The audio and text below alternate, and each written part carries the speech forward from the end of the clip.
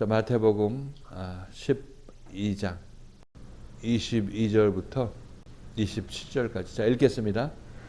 시작.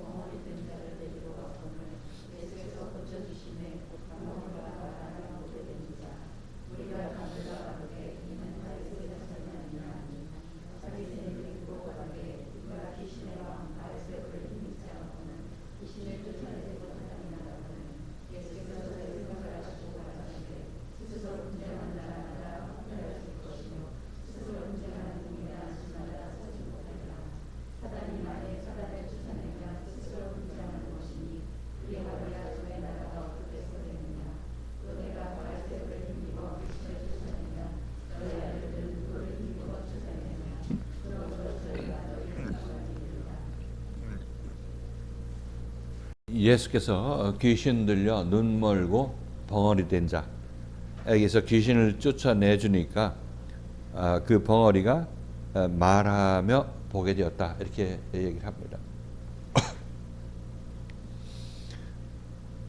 이런 기적은 기적이죠. 기적입니다. 그래서 어떤 사람에게서 귀신을 쫓아내니까 그 사람이 말을 못했었는데 말을 하게 되고 보지 못했었는데 보게 되었다. 이렇게 얘기를 하고 있죠. 그래서 귀신을 쫓아내니까 이 두 개가 한꺼번에 고침을 받았다. 이렇게 여기서 기록을 하고 있습니다. 아마 이 시대에도 귀신 축자하는 그런 능력자가 있죠. 은사자가 있습니다. 그래서 귀신을 쫓아내면 뭐 이상한 짓도 하던 사람이 이상한 짓을 그치고 얌전하게 자기 일상으로 돌아오는 것을 우리는 보는 경우도 많이 있습니다. 아무튼 이렇게 예수께서 그렇게 남들은 고치지 못하는 이 귀신 들려서 벙어리 되고 눈을 보지 못했던 그런 사람이 정말 보통 사람이 하지 못할 그 귀신을 쫓아내고 그를 온전케 했으니까 많은 사람들이 생각을 합니다. 이가 다윗의 자손이 아니냐 이렇게 얘기를 하고 있습니다.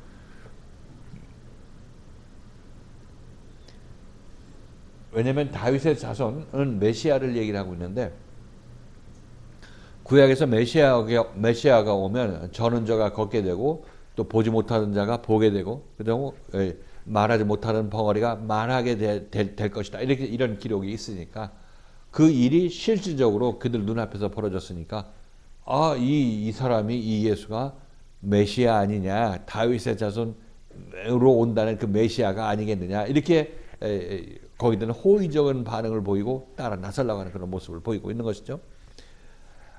그때 바리새인들이 이것을 보고 듣고 있다가 저 예수가 바알세불을 힘입어서 귀신을 쫓아내는 것이다. 바알세불은 귀신의 왕을 얘기를 하고 있죠. 귀신의 왕의 왕을 힘입어서 귀신의 왕의 힘을 빌어서 귀신을 쫓아낸다 이렇게 얘기를 하니까 바리새인들은 왜 이런 얘기를 했냐면 이 가만 놔두면은 자기의 제자들이 어디로 가겠어요? 예수한테 가죠. 예수한테 가는 것입니다. 그러니까 그걸 막기 위해서 예수 저거 귀신의 힘으로 그 짓 하는 거야. 귀신 들린 자야. 이렇게 얘기하는 거 똑같은 거죠. 요즘에 교회에서 자기 교회에서 어떤 이 새로운 복음을 전하는 교회로 옮겨가는 경우가 많이 있죠. 그렇게 되면 이제 기존의 자기 교인들이 건립하니까 이제 건립하지 못하게 저 사람은 귀신 들린 이단 사설을 전파하는 곳이야. 이렇게 얘기하는 거와 마찬가지입니다. 이 심리가 똑같죠. 똑같아요. 바리새인하고. 지금 우리가 생각하는 교회에서 남을 이단이라고 정죄하는 그런 사람들도 이런 마음가짐에서 그러는 것입니다. 그리고 자기 이 제자들이 바리새인의 제자들이 떠나가게 되면 그러면 바리새인들은 어떻게 기댈 곳이 없는 거죠. 그러니까 자기 자신을 목숨 걸고 그들이 가지 못하게 막아야 되는 것입니다. 그렇기 때문에 건너가면 당신들 귀신에 홀려 귀신 들린 자가 되는 거야. 이렇게 얘기를 하면서 건너가는 것을 막는 것을 알 수가 있습니다. 예수한테 사람이 몰리려고 하니까 바리새인들은 그렇게 하면 안 된다, 그렇게 하면 안 된다 이렇게 얘기를 하고 있는 거죠. 그래서 예수께서 말씀하시는 것입니다. 스스로 분쟁하는 나라마다 황폐해질 것이요, 스스로 분쟁하는 동네나 집마다 서지 못할 것이다. 사단이 만일 사단을 쫓아내면 스스로 분쟁하는 것이니 그러고야 어떻게 그 나라가 서겠느냐.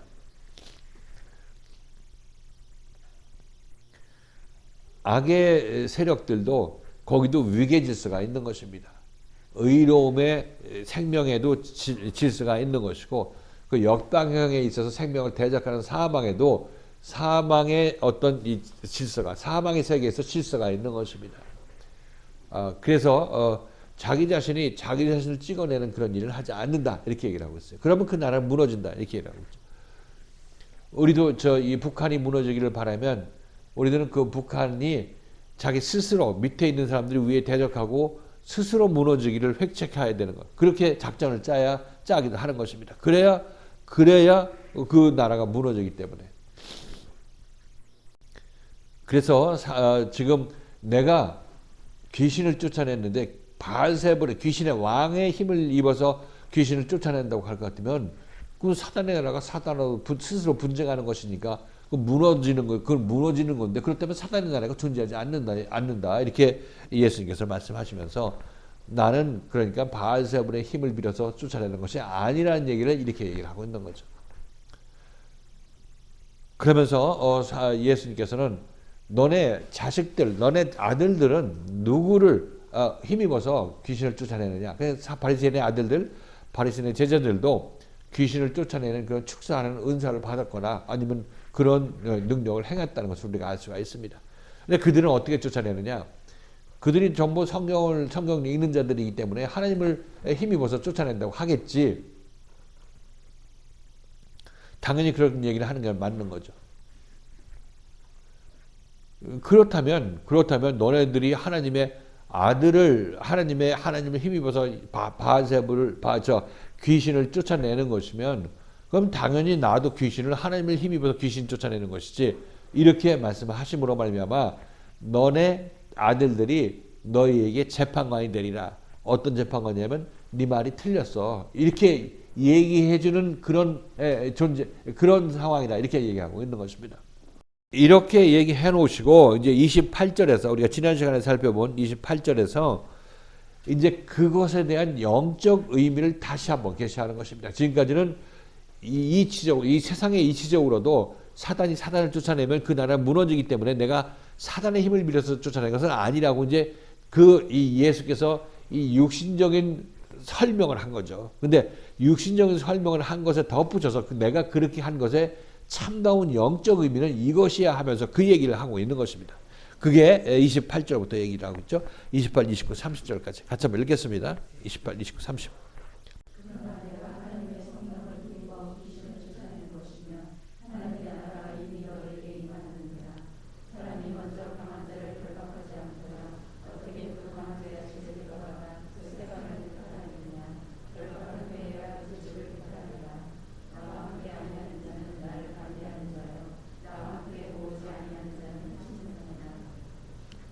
그 28절은 그러나 이런 얘기를 하고 있는 것은 뭐 사실은 그러한데, 그러나 내가 한 귀신을 쫓아내는 것의 영적 의미는 이것이다 하고 그것을 도입하기 위해서 그러나를 쓴 것입니다.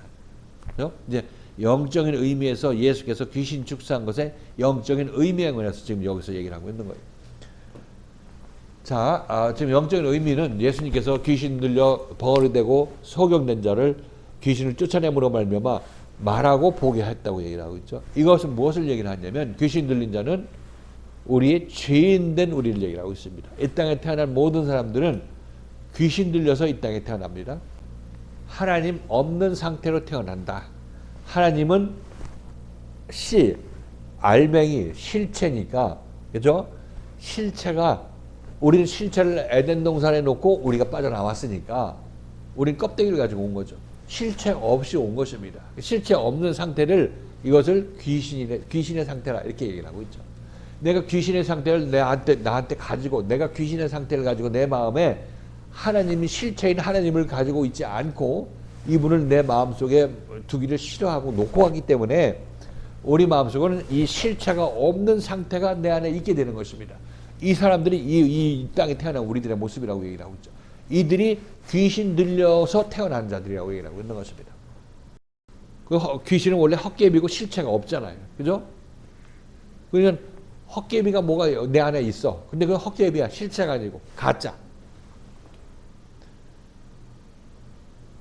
그래서 우리가 이런 가짜 인상, 가짜를 내 안에 가지고 살게 되면 그 인생에서 산출해내는 모든 것들이 뭐겠어요?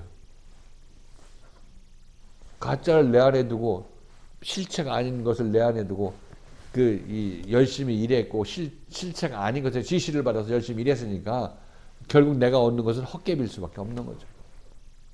그래서 우리들은 그 헛개비를 위해서 귀신 들렸기 때문에 귀신이 지시하는 바대로 이 세상 것, 금은보화, 부귀영화 이거 찾다가 너 원하는 대로 가져 이렇게 했다가 죽을 때는 다 놓고 가. 다 놓고 가. 근데 우리 인생은 죽으면 끝나는 것이 아니라 죽음은 이 옷을 벗은 내 실체의 세상으로 들어가게 되는 것입니다. 하나님의 세상으로 들어가게 되는 거죠. 그래서 거기서 이제 우리가 여기서 무엇을 했는지에 대한 계산을 하게 되는 것입니다. 이게 심판이라고 얘기를 하고 있죠. 그러니까 우리 인생은 우리 눈으로 봤을 때, 눈먼 소경의 눈으로 이 세상을 봤을 때 이것이 진짜다. 이것을 내가 찾아야 된다. 세상에서 내가 높아져야 되고 세상의 부귀영화 내가 쓸어 담아야 되고 그래서 남한테 나눠주고 하면서 세상에서 찾는 모든 부귀영화나 아니면 그것을 남한테 나눠줌으로 말미암아 내가 얻어내는 내 마음속의 어떤 부요함이나 이런 것들 전부 다 내 눈이 어두워서 귀신 들려서 그것을 좋게 보이는 것입니다. 그것을 내 인생 다 걸어서 그것을 투자해서 받으려고 하게 되는 그런 눈을 갖게 되는 것은 내 눈이 썩었기 때문에 그런 것이에요. 그래서 세상에 중요하면 여러분 필요할 때 갖다 쓰지만은 그것에 여러분 인생 투자하도록 만드는 것은 그것을 추구하느라고 인생 투자하도록 만드는 것은 우리의 눈이 이미 귀신 들려서 그렇게 보지 못하기 때문에 그 일을 하고 있는 것입니다. 죽을 때는 돈 많은 자나 돈 없는 자나 전부 다 놓고 가야 되고 자식한테 물려줘도 자기 손을 떠나는 거죠. 아무튼 그렇게 해서 자기 인생을 허비하고 죽게 되는 것입니다. 허비하고 죽게 되는 거. 이게 귀신 들려서 정말 이 세상을 제대로 살지 못하는 그런 사람들의 모습인 거고 나중에 심판받는 생활로 끝날 수밖에 없는 것이고 이 죄인이 죄 짓고 회개하지 않았기 때문에 죄의 값으로 사망에 속하는 형벌을 받는다는 의미가 바로 이런 의미에서 얘기하고 있는 것입니다.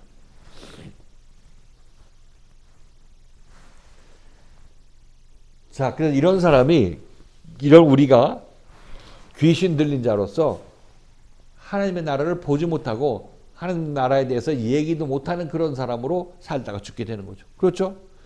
지금 이 세상 사람들이 하나님에 대해서 알아요, 몰라요? 세상에 돈 많은 자가 하나님을 압니까, 모릅니까? 전혀 모르죠. 모르고 하나님에 대해서 얘기 못하고 하나님도 보지 못하니까 하나님에 대해서 눈멀고 소경된 자이죠. 그리고 그 실제로 그의 삶의 종말은 이렇게 이 귀신 들려서 눈멀고 이 벙어리 된 그런 삶을 사는 사람의 그 종말은 비참할 수밖에 없어요. 아무것도 가지고 가는 것이 없고 자기 자신은 이 하나님께서 주신 이 기간 동안에 70, 80, 90의 이 기간 동안에 이 세상에 사는 이 기간 동안에 하나님 앞으로 갖고 갈 건 아무것도 없이 살다 죽는 것입니다. 하나님은 실체 하나님 앞으로 우리가 가게 돼서 심판을 받게 되는데 이때 하나님께 내어놓을 게 아무것도 없다고 얘기를 하고 있는 거죠. 이런 우리의 모습이 귀신 들려 벙어리 되고 소경된 자의 모습이라고 말씀드리는 것입니다. 그래서 여기서 이 소경은 예수를 만나서 고침받은 자의 모형인 것입니다. 고침받은 자의 모형이죠. 그래서 예수님께서 이 소경을 고쳐주신 것은 그 영적인 의미가 뭐냐? 내가 하나님의 영으로 귀신을 쫓아내는 것이다. 이렇게 얘기를 하고 있죠. 지금 여기서 하신 말씀이 그거죠. 내가 하나님의 영으로 귀신을 쫓아내는 것이면 쫓아내면 이런 얘기를 하고 있습니다. 그러니까 하나님의 영으로 귀신을 쫓아낸다는 얘기는 실질적으로 여러분에게 있어서 하나님의 영으로 귀신을 쫓아낸다는 얘기는 예수께서 말씀으로 여러분들을 깨우죠. 이런 경우에 세상에서 집착하지 말고 우선 교회 생활, 말씀 중심으로 예수 그리스도 중심으로 생활을 재편해서 우선적으로 이걸 먼저 생각하라 이렇게 여러분께서 권면을 받습니다. 그래서 여러분들이 이것은 여러분들에게 얘기하는 이 말씀은 여러분에게 실체는 이런 것이야. 실체의 말씀은 이런 것이니까 이것이 올바른 길이고 이 실체가 여러분 안에 자리를 잡게 하도록 하라. 이 말씀을 하는 것입니다. 제가 여러분한테 드린 말씀이 바로 그런 내용이죠. 그래서 여러분의 삶이 이렇게 진짜 교회 중심으로 그리스도 중심으로 바뀌고 우선적으로 이걸 내가 먼저 생각해야 되겠다고 해서 우선권을 여기다 주고 이것을 먼저 세우고 그 다음에 결과지를 생각한다고 할 것 같으면 여러분들은 실체에 입각해서 사는 사람이죠. 하나님의 말씀을 제대로 여러분 안에 심어두고 그렇게 행동하게 되는 것입니다. 그러니까 여러분들이 그만큼 신앙생활을 했다면, 그렇게 신앙생활을 했다면, 그렇게 삶을 그렇게 살았다면 여러분은 그만큼 귀신이 밀려나가고 하나님의 영이 임한 거죠. 하나님의 말씀에 의해서 여러분의 마음이 변화받은 그런 마음으로 살기 때문에 그 여러분의 마음은 그만큼 귀신이 물러가고 하나님의 영이 밀고 들어온 것입니다. 그렇게 변화를 받았으니까. 이게 변화가 일어나는 것이죠. 이게. 이렇게 되면 요만큼 여러분이 변한 만큼 귀신이 밀려나가고 누가 들어왔냐면 하나님의 영이 들어왔죠. 여러분 안으로. 그래서 하나님의 영이 들어오는 거는 내가 얼만큼 이 말씀을 듣고 순종하고 내가 그만큼 커나가느냐에 따라서 그만큼 여러분 안에 하나님의 영의 영역이 확장되게 되는 것입니다. 확장되고 전국적으로 온전히 하나님께서 여러분 고칠 것 다 고치게 되면 여러분들은 완전히 이제 하나님의 영으로 가득한 사람이 될 것인데 이런 사람들이 하나님의 약속에 동참한 자가 되는 것입니다. 장성한 자가 되는 거죠. 자, 이렇게 되니까 제가 이 말씀을 들을 때 하나님의 성령을 힘입어 이렇게 얘기하는 것은 좀 과장된 표현이라 하나님의 영으로서 귀신을 쫓아내는 것이면 이것이 맞는 거죠.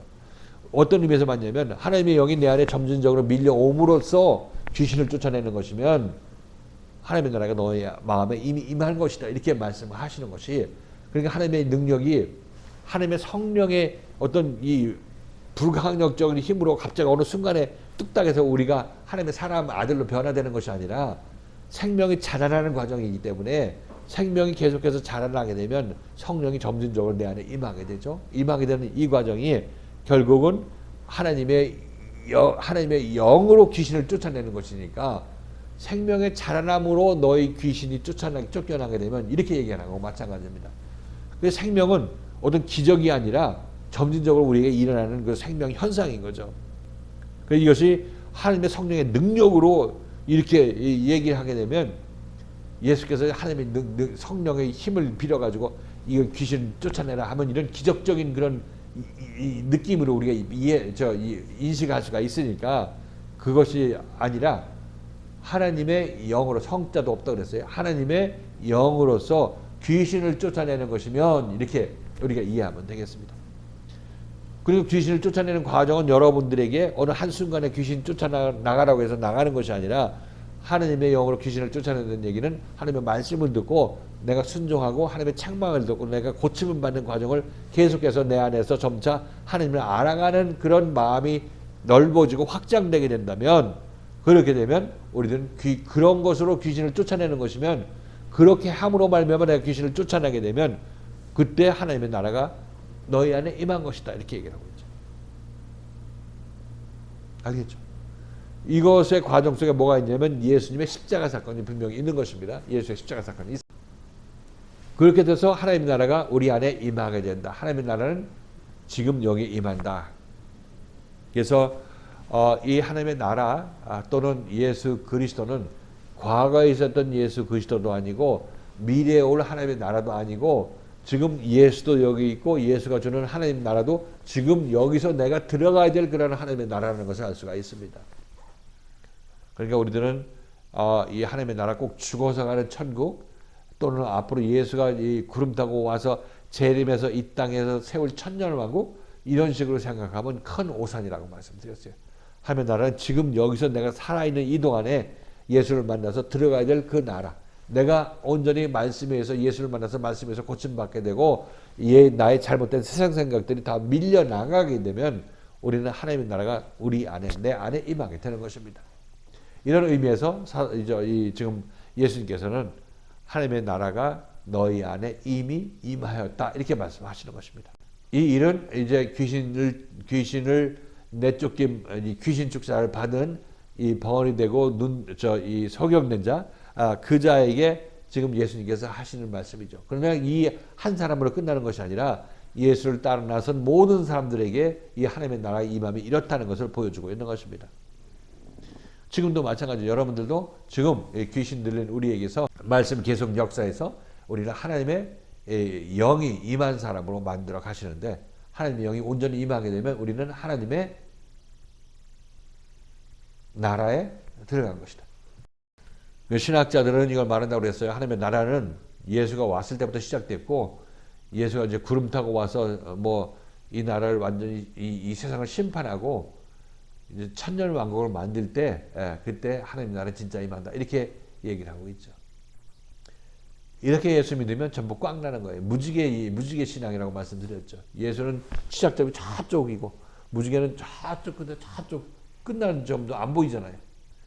그리고 우리는 그 무지개 가운데 서 가지고 아치형으로 되어 있는 무지개 보면서 무지개하고 접촉점이 없잖아요. 이렇게 예수 믿게 되면 이거 꽝 나는 예수. 지금은 신학자들도 그렇게 우리한테 가르치잖아요.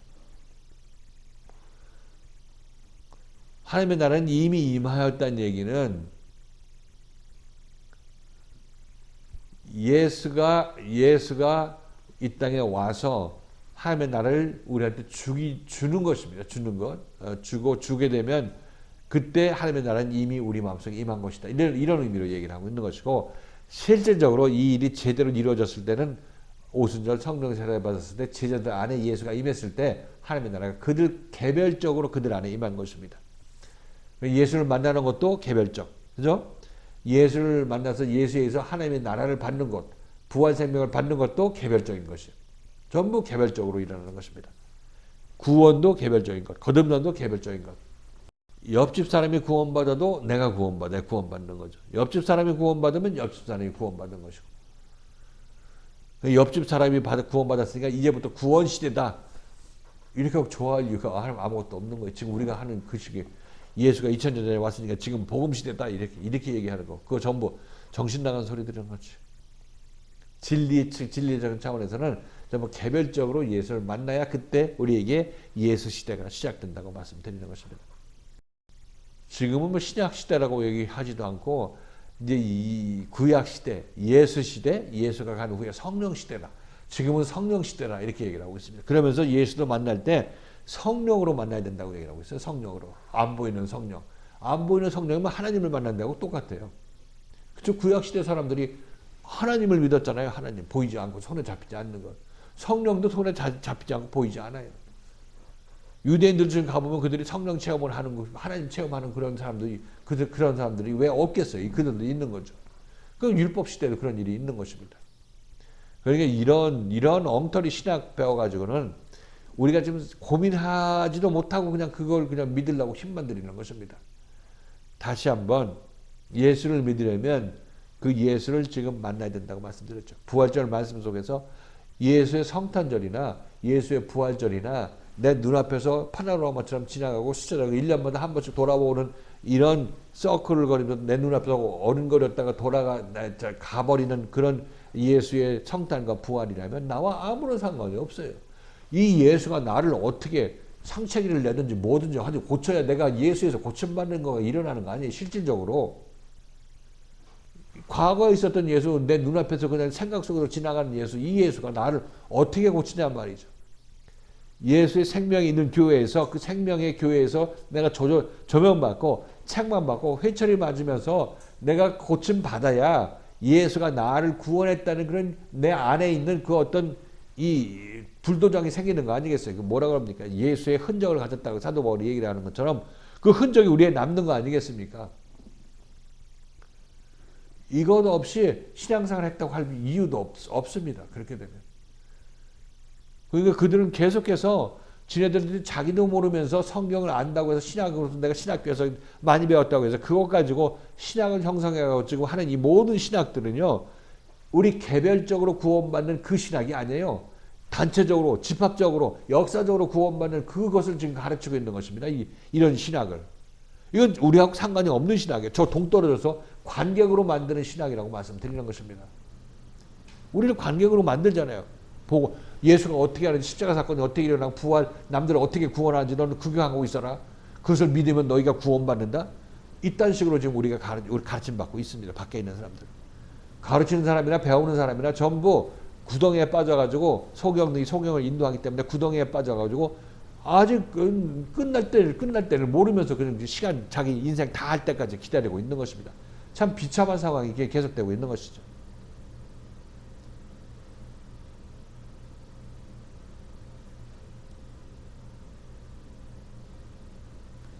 그래서 하나님의 나라, 이거 모든 신학들을 전부 바뀌어져야 돼요. 바뀌어져야 되는 것입니다. 진리라는 것은 역사적인 사실이 진리가 아니에요. 그건 뭐 사실은 사실이죠. 진리는 생명 자체가 진리인 것입니다. 내가 생명을 받으면 난 진리의 사람이 되는 것입니다. 진리의 사람이 되는 거고, 진리는 뭐 예수 그리스도 생명이라 이렇게 얘기를 하고 있는데, 이 모든 사람에게 적용되는 것입니다. 지금 예수에서 구원받는다, 예수에서 생명받는다. 이거는 모든 사람에게 우리에게 진리, 우리에게 적용되는 것은 진리인데, 모든 사람에게 객관적으로 딱 어느 순간에 딱 다 적용되는 것이 아니라 모든 사람의 개별적으로 때가 돼서 예수를 만나는 사람마다 구원받게 되는 거. 이게 진리라고 얘기를 하고 있습니다. 다시 한번 이 역사적인 예수가 오간 것에 대해서 속지 말아야 되는 것입니다. 그거 속지 말아야 된다기보다도 그것을 우리는 먼저 알아야 그 예수를 만날 생각도 있게 되는 것이니까 그것은 알아야 되는 건 맞는 것입니다. 거기에 머물러 있으면 우리는 구원받지 못해요. 역사 속의 예수밖에 알지 못하니까. 그 역사 속의 예수를 지금 여기서 만나게 되는 것이 맞습니다. 예수는 진리이기 때문에 지금 여기서 우리가 만날 수 있어요. 사도 바울 같은 사람을 통해서. 아니면 그 교회를 통해서. 그죠? 그래서 그 교회를 천신만국에서 만났으면 모든 것을 버리고 따라 나서야죠. 그래서 우리는 부활 생명을 우리 안에 가져야 되는 것입니다. 그러니까 더 이상 예수의 성탄과 부활을 관람하는 것이 아니라 내 안에서 예수의 성탄이 이루어지고 예수의 부활이 또 이루어졌을 때 나는 예수로 인해서 구원받는 것이죠. 이게 예수가 나의 구원자가 되는 것입니다. 좀 가까워졌어요. 이제 예수의 구원과 부활, 예수의 구원과 거듭, 예수에 의한 이 거듭남, 구원의 완성, 이제 이해가 되셨죠. 그러니까 지금 이 말씀을 듣는 여러분들의 이 자리가 소중하고 또 귀하고 얼마나 이 소중하게 생각해야 될지 이 말씀을 들으면 들을수록 여러분께서 이해하시게 될 것입니다. 제가 이 자리가 소중하다고 아무리 얘기해도 여러분들이 이 깨우침이 없으면은 제 말을 믿어주고 열심을 내서 좀 뭐 움직여주는 그런 수준에서 머물지만은 그런 제가 이게 힘들어서 얘기하는 것을 깨닫게 되면 여러분들은 제가 다른 말 안 해도 열심을 내서 신앙생활하게 될 것입니다. 드리려고 하시고 과연 생각해 보니 그러하다 생각하시면 결론은 여러분들은 열심을 내야죠. 교회 생활에 열심을 내고 말씀과 그리스도의 인도함에 모든 것을 내려놓고 따라 나서야 된다는 것을 여러분 다시 한번 여러분 마음속으로 다짐해야 된다 이렇게 말씀드리는 것입니다. 읽겠습니다. 29절 시작.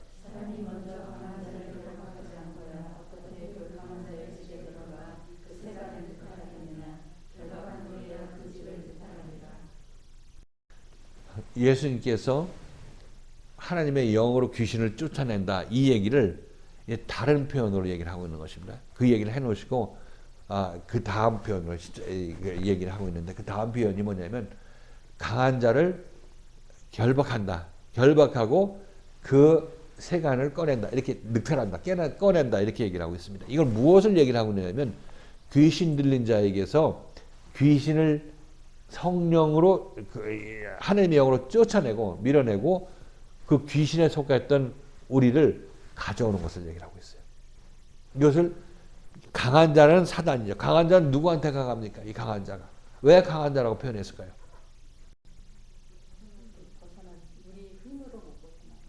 그렇죠. 이 강한 자는 우리 인간의 노력으로 나를 지배하고 있는 그 강한 자를 이겨낼 수 없기 때문에, 그 죄를 이겨낼 수 없기 때문에 이 죄를 강한 자라고 표현하고 있는 것입니다.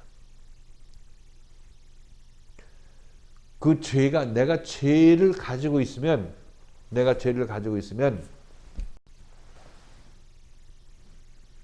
죄에 의해서 내가 강한 자가 되는 거죠. 그렇죠? 내가 강한 자는 의미가 이 나를 압제하고 있어서 내가 그를 못 이긴다는 의미에서 강한 자가 되기도 하지만은 내가 그런 강한 자에게 노예가 돼 있을 때가 있죠. 그 지배를 받았을 때, 그럼 내가 강한 자의 행세를 하게 되는 거죠. 죽어도 항복하지 않는 그런 자가 되는 것입니다. 말씀드렸다시피 사단은 예수가 없는 상태를 얘기한다고 말씀드렸어요. 예수가 빛이신 하나님이 없는 상태가 뭡니까? 여러분, 빛이 없는 상태가 뭐예요? 빛이 결석해 있는 그 상태를 뭐라고 합니까? 우리는 어둠이라고 그러죠. 어둠은 빛하고 대립되는 어떤 빛하고 부딪히는 게 아니에요. 빛이 자리를 비웠을 때 어둠이 오는 것입니다. 빛이 오면 어둠이 물러가는 거고. 그러니까 빛하고 어둠하고 충돌이 있어요, 없어요? 전혀 없는 것입니다. 전혀 없어요. 그런데 빛이 실체가 들어오려고 하다 보니까 빛이 없는 상태는 우리 인간이 빛이 들어가면 어둠은 물러나게 돼 있는데, 빛이 들어오면 어둠을 힘입고 있는 우리는 어둠의 생각으로 움직인단 말이죠. 그렇죠? 빛에 대적하는 동력을 얻게 되는 거예요. 누구의 동력으로? 내 자신이 몸을 동력 삼아서 내가 움직이는데, 하나님 없이 움직이는 자는 어둠의 자식들로 움직이는 거니까, 어둠의 자식으로 움직이는 우리들은 빛을 대적한단 말이죠. 빛이 나를 입지 않으면, 어둠이 나를 덮어쓰지 않으면 어둠은 어둠의 상태로 남아있는 거죠. 내가 어둠을 끌어다가 그 상태를 내 안에 어둠을 어떻게 끌어오냐면, 하나님을 빛을 떠나면 어둠을 끌어오는 것입니다.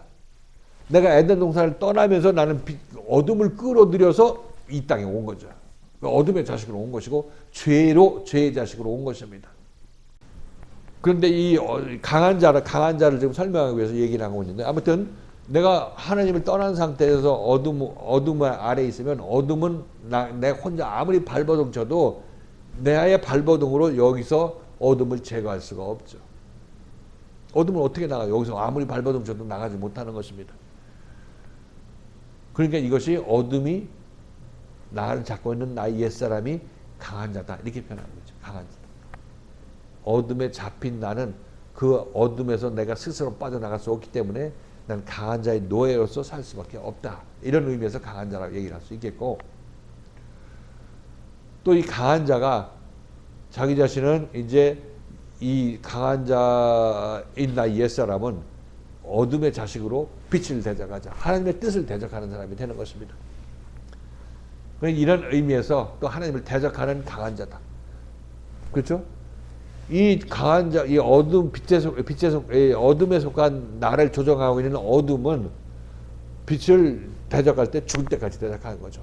죽을 때까지 빛하고 어둠하고 부딪힐 수밖에 없는 것이니까, 동력이 없으면 사라지는데 동력이 있으니까, 나라는 동력을 갖고 있으니까, 동력체를 갖고 있으니까 죽을 때까지 부딪히는 것입니다. 이런 의미로 강하다고 얘기하는 거죠. 자, 근데 예수께서 오셔서 이 강한 자를 결박한다, 이렇게 결박한다는 얘기는, 강한 자를 결박하려면 이 강한 자를 십자가에 못 박으러 가는 것입니다. 십자가에 못 박았을 때 강한 자를 꽉 묶어버리는 것이고, 다시는 강한 자가 내 안에서 일하지 못하게 만드는 거죠. 지금 말씀에 의해서 여러분들이 말씀 듣고 고침받는 이 과정이, 여러분 안에 있는 강한 자가 그리스도의 말씀에 의해서, 그리스도의 영에 의해서 결박을 받는 그런 과정이고 점차 그 입지가 줄어드는 그런 과정이 있다고 말씀드렸어요. 그래서 이것이 완성이 되었을 때 이제 이 결박이 완전하게 됐을 때는 십자가 사건이 일어났을 때 여러분은 이제 그 강한 자로부터 해방을 받게 되는 것입니다.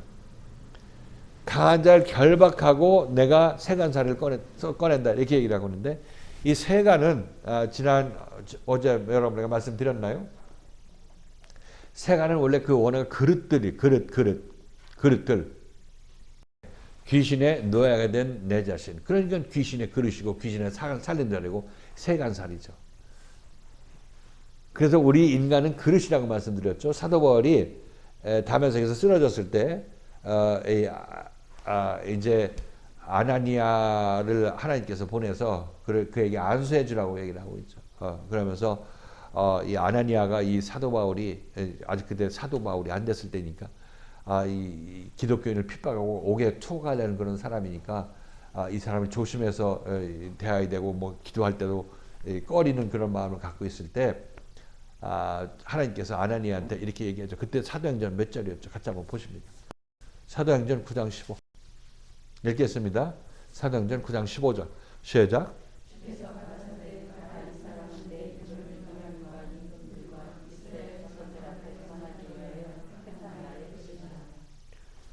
사도 바울을 하나님은 그는 나의 택한 그릇이라 이렇게 얘기를 하고 있죠. 그릇이라. 자, 그래서 우리 인간은 그릇입니다. 그릇. 무엇을 담는 그릇이에요. 그래서 이 그릇, 이 인간 그릇 안에 무엇이 담기느냐에 따라서 나는 그 그릇에 속한 세간사, 그릇에 속한 자가 되는 것입니다. 내가 그리스도를 담으면 내가 그리스도에 속한 그릇인 것이고 그리스도를 담은 그릇으로서 그리스도의 쓰임을 받는 그릇인 것이고 내 안에 그리스도가 없을 때는 귀신을 담은 것이죠. 귀신을 담은 그릇은 귀신에 의해서 쓰임 받는 그릇이에요. 내 안에 귀신의 집을 늑탈한다고 얘기를 하고 있는데 여기서 강한 자의 집이 어디라고 여러분에게 말씀드렸죠? 강한 자의 집은 그 강한 자가 살고 있는 거처하는 곳이니까 우리가 귀신을 우리 맞아들였잖아요. 빛을 버렸으니까. 빛을 버린다는 얘기는 어둠을 끌어들인다는 얘기죠. 어둠의 자식들이 된 거 아니겠습니까? 여기서 이렇게 귀신이 내 안에 거하니까 나는 귀신의 집이지. 그리고 내가 귀신을 담는 그릇으로서 귀신을 담은 그릇이기 때문에 이 그릇은 귀신이 쓰는 그릇이죠. 그러니까 내가 귀신의 집이 됐으면 나는 귀신을 담은 그릇이 되는 것이고 또 귀신을 담은 그릇이면 귀신의 소유물이 되는 겁니다. 기가 막힌 일이죠. 그러니까 귀신이 시키는 대로 하는 거예요. 귀신의 세간살이고. 그런데 예수께서 내가 귀신을 담고 있으니까 이 귀신을 담고 있는 그릇에서 아까 얘기한 대로 점점 우리를 고쳐나가서 그리스도의 영을 담은 그릇으로 변화를 시키는 것이죠. 변화를 시키면 우리는 그리스도를 담은 그릇이 됩니다. 내 집은 그리스도의 집이 되는 거죠. 내 몸은 그리스도의 집이 되는 거예요. 강한 자의 집, 사단의 집이 아니라 이제는 그리스도의 집이 되는 거죠. 그리고 나는 그리스도를 담은 그릇으로서 그리스도의 그릇으로 쓰임받는 것입니다. 사도 바울이 바로 이렇게 된 자를 얘기를 하고 있는 거죠. 처음에는 하나님을 믿을 때 사도 바울은 귀신의 그릇이었어요. 성경 외우고 남들을 가르치는데 그는 귀신의 그릇이었다니까요. 그러니까 하나님 믿는 제대로 믿는 예수를 믿는 사람들 죽이고 핍박하고 옥에 가두었잖아요. 이 귀신이 하는 짓이 아니고 무엇입니까? 그러니까 우리가 하나님 믿는다고 그 그릇이 깨끗한 게 아니에요. 하나님 믿는다면 진짜로 예수를 만나서 하나님의 영을 받은 자가 자기 안에 그리스도를 담은 자가 그 자가 하나님을 믿는 자고 예수를 믿는 자죠. 그래서 여기서는 예수님께서 하시는 말씀이 내가 사단의 집, 강한 자의 집에 들어가서 우리 안에 들어가서 그렇죠? 사단을 결박한다. 나와 연합하여서 십자가에서 옛사람을 못 박는다. 이렇게 얘기하고 있습니다. 그렇게 함으로 말미암아 사단을 결박하고 내 그릇을 차지하고 있던 그 사단을 완전히 쫓아냈으니까 대신 누가 되면 그리스도의 영이 임하게 되는 것입니다. 이랬을 때 그리스도의 집은 어디냐면 내 안.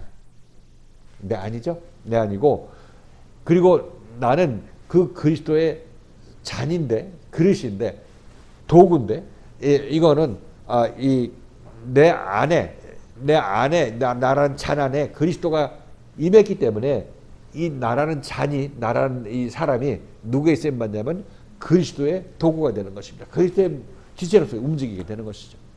그래서 그리스도의 세간살이가 되는 것입니다.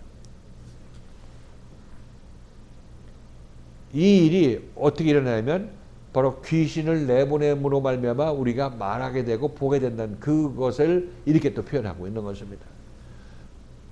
지금 우리들 안에는 이렇게 자기 옳다함으로 사는 그것만 지금 눈이 밝아져 있습니다. 그래서 말씀 듣고 그렇게 살면은 반드시 죽는다, 이런 얘기를 여러분이 들으시고 말씀 듣고 고침받는 그런 삶을 교회생활을 통해서 여러분들이 환영하고 그 말씀을 듣고 고침받는 그 길을 기뻐해야 되는 것입니다. 그래야 점차 귀신은 몰려나가고 잔이 무엇으로 채워지, 여러분의 안에 있는 그 그릇이 무엇으로 채워지냐면 이제 그리스도로 채워지게 되는 거죠. 더 이상 그 여러분들은 사단의 강한 자의 세간살이가 아니라 그리스도의 세간살이로 되는 거고, 이제 여러분들 그리스도의 잔으로서, 그릇으로서 그리스도의 쓰임을 받게 되는 자들이죠. 이들이 그리스도와 같이 된 자들이고, 당연히 같이 되죠. 내 안에 그리스도가 임해서 그리스도의 마음으로 사니까 나라는 존재는 내 안에 무엇을 담느냐에 따라서, 이전까지는 내가 왜 못 쓰임 받았냐면 내 그릇 안에 그 귀신이 하나님 없음이 담겨 있기 때문에 내가 쓰임을 받지 못했는데, 이제 하나님이 내 안에 담겨 있고 하나님 그리스도의 영이 내 안에 담겨 있기 때문에 나는 이제 그리스도와 당연히 함께 쓰임 받게 되는, 그리스도에 의해서 쓰임 받게 되는 거죠. 이제는 왜 쓰임 받지 못했느냐? 자기 옳다고 움직이는 그 사단의 노예가 되어 있기 때문에 못 쓰는 거고, 이제 사단이 물러가고 말씀에서 물러가고 그리스도의 영이 내 안에 임했기 때문에, 차라리 그리스도가 담겼기 때문에 이제 나는 그리스도의 것이 되는 것입니다. 참다운 의미에서.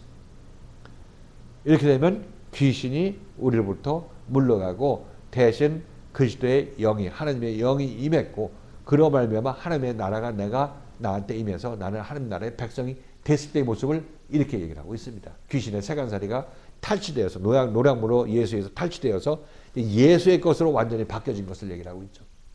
사도 바울도 보면 이전에는 귀신의 세간살이 노릇하다가, 귀신의 그릇 노릇하다가 이제 하나님의 그릇으로 바뀐 것을 보세요. 우리도 이런 과정을 거쳐야 된다. 예수께서 이 말씀을 하시고 계시는 거죠.